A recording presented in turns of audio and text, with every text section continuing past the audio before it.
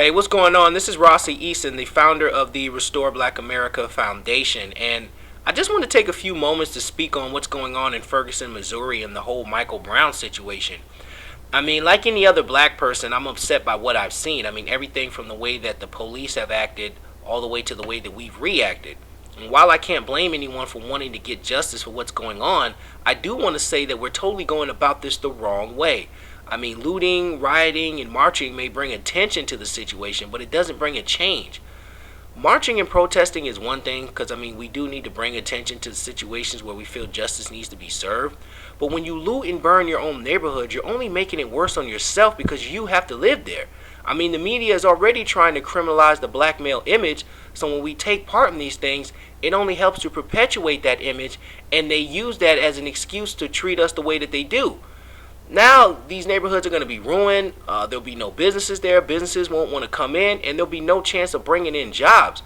When people do sometimes take notice that, hey, these communities are built on prime real estate, they come in with investment capital, but the first thing they say to themselves is, well, if we're going to rebuild the community and make money from it, the first thing we need to do is get these Negroes up out of here. I mean, that's the whole premise behind gentrification, which is only going to put you in a more concentrated area with more poverty and more crime.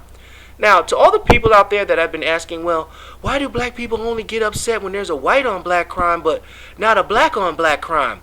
You know, there's some merit to this. I mean, I think it was like 82 people got shot in Chicago July 4th weekend, and I believe 14 of them died.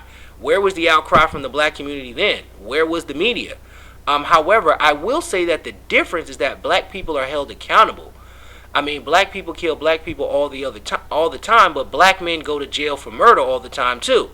It's not necessarily so the other way around, and I don't necessarily mean white people as much as I mean institutions of law enforcement as a whole.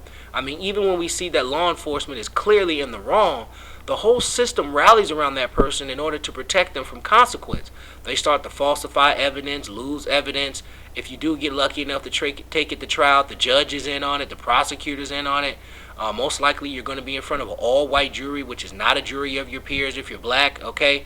And when you take a look at what's going on in Missouri and what's been going on in our community since day one, what you really find is that we're going up against a machine. Law enforcement is a machine. The judicial system is a machine. The prison industrial complex is a machine. That's why marching and looting and rioting is not going to cut it. In order to combat a machine, we need a machine of our own. This is what the Restore Black America movement is. It's a machine. It's a collective movement for us to come together and work together to build our own institutions that service the needs of the black community. But we have to work together.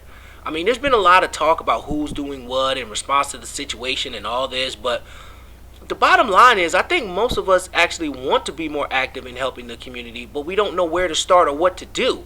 That's why in my book, Restore Black America, it's not just a book, it's an actual action plan for both the community as a collective and you as an individual, so that we can all come together on one accord and move the culture forward.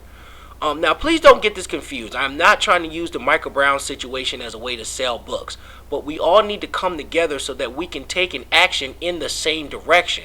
And that's what the Restore Black America book is about, and that's what the Restore Black America Foundation is all about. It's all about implementing the action steps outlined in the 100-year plan for Black America.